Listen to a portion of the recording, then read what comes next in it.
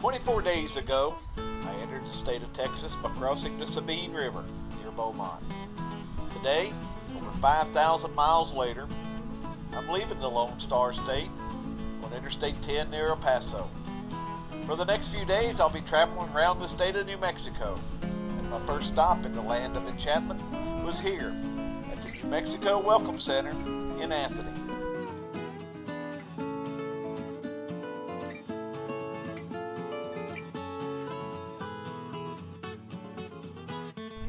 Leaving the Welcome Center, I continued west on Interstate 10. And as I approached Las Cruces, the rugged Oregon mountains appeared in the distance.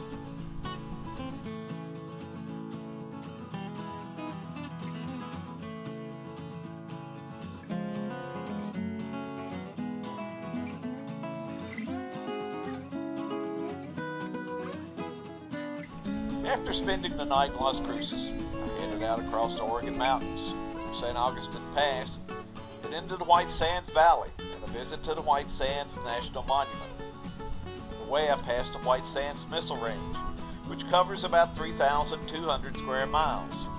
And it was here, in July of 1945, that the first atomic bomb was tested at the Trinity site, near the site's northernmost boundary.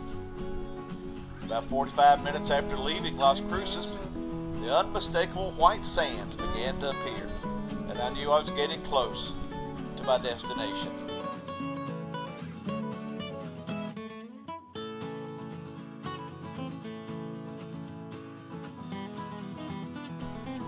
Arriving at the White Sands National Monument, my first stop was at the Visitor Center, where I picked up a park map. The National Park staff here, like almost every other national park, are very helpful in answering questions and offering tips on exploring the park. The 2019 admission to the White Sands National Monument was $20 per car. I was able to use my National Park Senior Pass to take care of the fee, so I'm ready to begin my tour of the White Sands National Monument. The main road through the park is Dunes Drive, which is a 16-mile loop road. Driving straight through, it will take you about 45 minutes to an hour. There's plenty of opportunities to stop along the way for pictures. And if you're a hiker, there's plenty of hiking opportunities also. One of the things that the park staff will tell you is to wear plenty of sunscreen, as the white sands reflects the sun. And it's very, very, very easy to get sunburned, even on cloudy days. I stopped and spent some time at the Inner Dunes Boardwalk. The boardwalk affords you the opportunity to walk through the dunes while viewing the Sacramento Mountains and reading the information tablets that are placed along the way. Round trip is about a half a mile, all of which is on a raised metal boardwalk.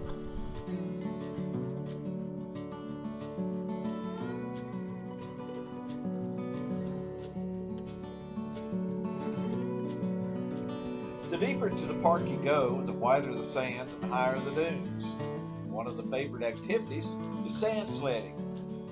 You can get a small plastic sled for about $3, but I found a large piece of cardboard will work just as well.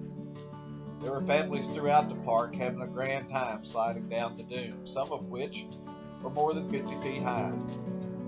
Yep, this old man opted for a piece of cardboard, took his turn sliding down the white sand.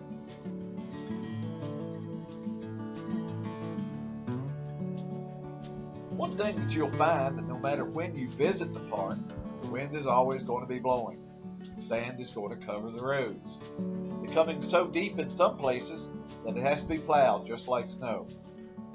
Each day, Park Service employees will use a motor grader to plow the road, keep the dunes road open, and the parking area is clear. After spending about 4 hours in the White Sands National Park, I found myself back at the Visitor Center. After picking up a few souvenirs, it was time to head back across St. Augustine Pass to Las Cruces, where I'll have dinner with some friends and spend another night in the land of enchantment.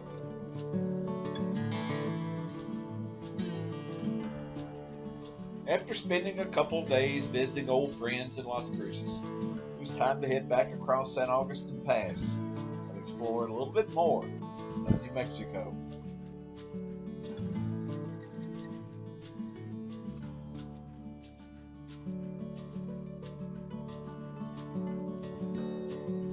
After stopping for gas in Alamogordo, US 70 began its climb into the Sacramento Mountains.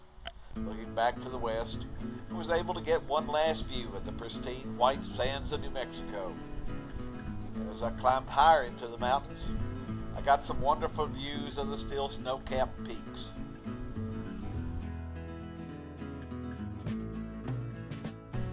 Near Glencoe, New Mexico, I stopped at a historical marker, which is located just a few miles from where rancher John Tunstall was murdered on February 18, 1878, igniting the Lincoln County War.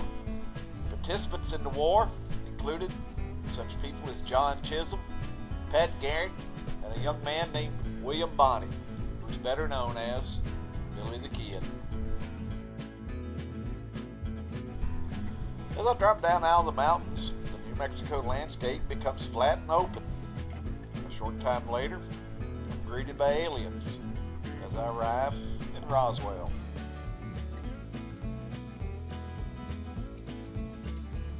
To say that Roswell has embraced its alien identity may be an understatement.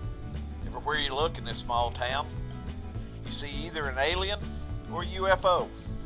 Even the streetlights are shaped like aliens. To understand Roswell's alien identity, you should stop at the UFO Museum located right in downtown Roswell. I'm not sure I'd call it a museum in the true sense of the word, as it consists mostly of reproduced newspaper clippings and documents relating to the Roswell incident, which began in July 1947, when reports surfaced that an alien spacecraft had crashed on a ranch just outside of town. As time passed, people who supposedly had first-hand knowledge of the government's investigation began to talk, and the stories grew. Roswell eventually became the most famous alien town in the world. And even until this day, Roswell is forever linked with UFOs and aliens, and the entire town has embraced that identity.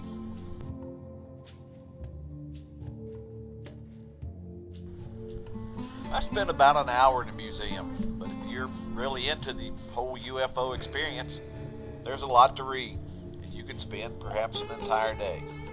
But I saw what I needed to see and decided to grab some lunch, and then move on to my next stop.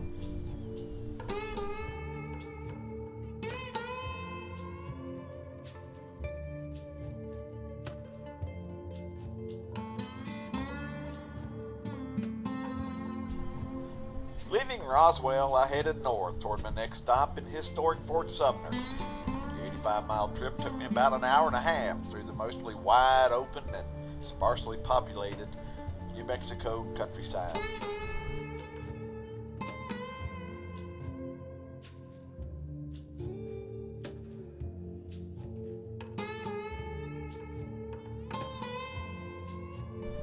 My first stop in Fort Sumner was at the Billy the Kid Museum, which is right on Route 60. Entering the museum, I had the opportunity to meet one of the owners, who was more than happy to answer any of your questions and to tell you a few stories about not only Billy the Kid, but about the history of the area. The museum has a number of artifacts relating to Billy the Kid, along with John Chisholm and the Maxwell family. I ended up spending a couple of hours here and really enjoyed the personal interaction with the owner, who was entertaining and really made you feel welcome.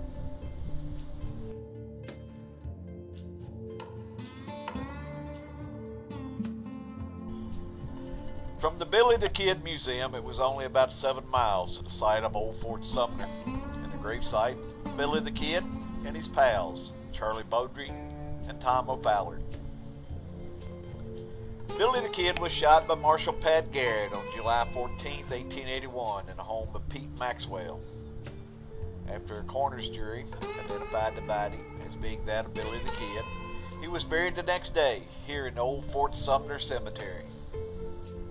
Today, the grave of Billy the Kid and his 2 pals are enclosed in an iron cage to prevent vandalism and theft. In fact, The gravestone of Billy the Kid has been stolen on 2 occasions and recovered both times. So today, his headstone is anchored to the ground with some metal rods to prevent future thefts.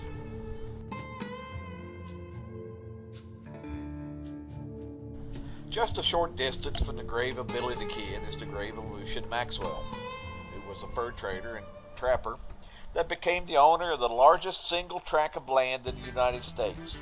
By 1864, Maxwell's land holdings consisted of more than 1 million acres, and he was a major investor in the Texas Pacific Railroad. Resting next to Lucian is his son, Pete Maxwell. Pete was a friend of Billy the Kid, and it was in his home that Pat Garrett shot and killed the kid on July 14th, 1881.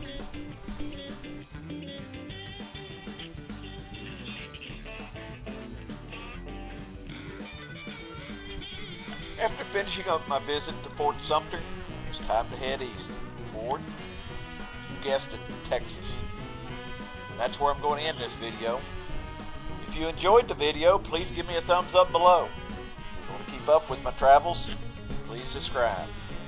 But for now, it's time for me to head on down the road and see what's around the bend.